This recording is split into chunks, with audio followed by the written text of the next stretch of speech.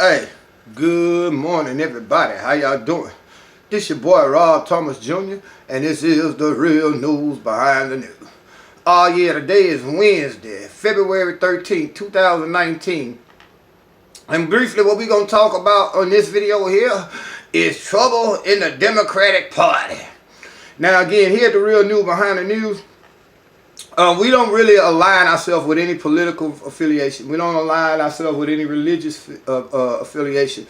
We believe that anytime you align yourself with a political, religious, or any other type of group, you become part of the problem because you're involved in tribalism now. And these are the things that these types of groups, whether they political, religious, or whatever, keep us as a people here in America divided. Here, especially in the black race, we are divided, especially on politics and religion. Take, for example, let's use Kamala Harris. Now, the Democrats threw her out here as one of the brightest and upcoming best black politicians the Democrat has to offer us as black people. But when we look at this latest track record, see, I'm not just looking at her because she's black. I'm looking at her voting record. I'm looking at what she's done. You know, the examples that she set, her policies. And when we look at her policies never benefited black people at all. Black or poor people, poor white people. They never benefited the poor. When she was district attorney out there in California, Maine, she made it a habit not to prosecute white collar crime, not to prosecute real people got real money, but it was always the poor who suffered under. At one point, this lady here, man, basically refused after receiving an order from a California judge, state judge, telling her to release the prisoners in her county jail because it was too badly overcrowded. She basically ignored it. She ignored a state judge's order to release those prisoners. And one of her main reasons that she didn't want to release those prisoners because it would upset her inmate work program. Basically what she was doing, using the inmates to help keep the jail running. And they wasn't getting paid nothing. But she disobeyed a state judge's order to release these inmates because of overcrowding, because it would have upset her prison labor costs. All right, so you take that, you know, neither here nor there. But just recently, she comes out the other day saying when she was in college, she smoked weed while she was listening to Tupac and Snoop Dogg. And I'm like, really? When you was in college doing what, from 82 to 86, Snoop Dogg and Tupac hadn't even put out a record yet. They were still teenagers. They were still kids. You know, I wasn't but 16. In 86 when you graduated, and I know Snoop Dogg and them hadn't come out. So basically now, not only are you a puppet for the prison industrial complex, Miss Harris, but you also a liar. And I guess it was the weed that you was smoking in college that made you think you was listening to Snoop Dogg and Tupac when they wasn't even in the record business yet.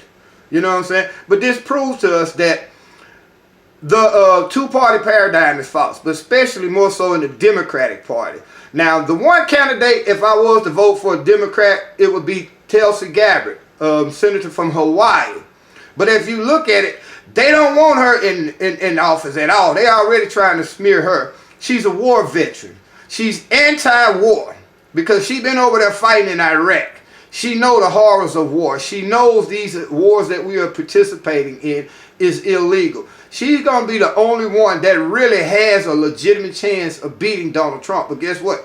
The Democrats don't want her in office because she's anti-war. She's anti-fascist. When I say fascist, meaning that she's she's against allowing the corporations to make policy. Because that's who's really running your government. Your president, your senators, your congressmen, they don't run the government.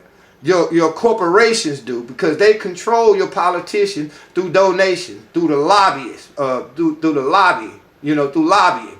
So that's what's happening now. The Democrats are in trouble because when you listen to these people, none of them have a real platform. None of them are talking about ending these wars. Only thing they really talk about is more government assistance to the illegal immigrants, which is something that we as black people really need to be paying attention to, because if anybody should have a fight or a voice against this illegal immigration, it's black people.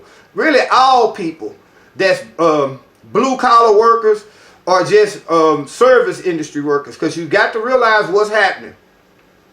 The Democrats do not have a platform. None of them have a real platform for change, for the infrastructure, for crime reform. I mean, criminal reform. They don't really have a platform, nothing other than hate Donald Trump. Hate Donald Trump. You gotta hate Donald Trump. We gotta get him out of office. We just throw little JoJo that work at the Circle K up there, and we rather have him in office than Donald Trump. They don't have a platform. So this is what they're doing. They're the ones who's really pushing for the illegals to come in. Because when these illegals come in, they're giving them food stamps. They're giving them free health care. They're giving them education. A lot of these immigrants, man, believe it or not, are in detention centers that's better than half of your prisons here in America. You see what I'm saying? So they're allowing these immigrants to come in because what? They need a voter base, because Democrats are starting to see a flight of black people away from their party, because black people are starting to realize the Democrats don't give a damn about us. So you're starting to see flight from the Democratic Party, and they wind up getting them some new niggas, the Mexicans, the Hispanics, the Central and South Americans. Now, no offense against these people, man. I understand they want a better life, but just because you want a better life doesn't mean that gives you ground for amnesty. Most of you all are coming here as economic refugees. You're not coming here because you're fleeing political persecution or anything. They coming here because they want a better life. But guess what? You got people here in America that don't have a better life. Look at all the homeless people in America, man. Think about it. I mean, you got almost 50,000 homeless people just in Los Angeles alone, man. And you steadily allowing people to come in, and what it's doing though is helping the corporations with this illegal immigration, because now jobs that you and I 10, 15 years ago could go out and apply for and make $15 to $20 an hour, those jobs are at less than $10 an hour now, because these immigrants are coming in and they're undercutting average Americans for labor costs. You see what I'm saying?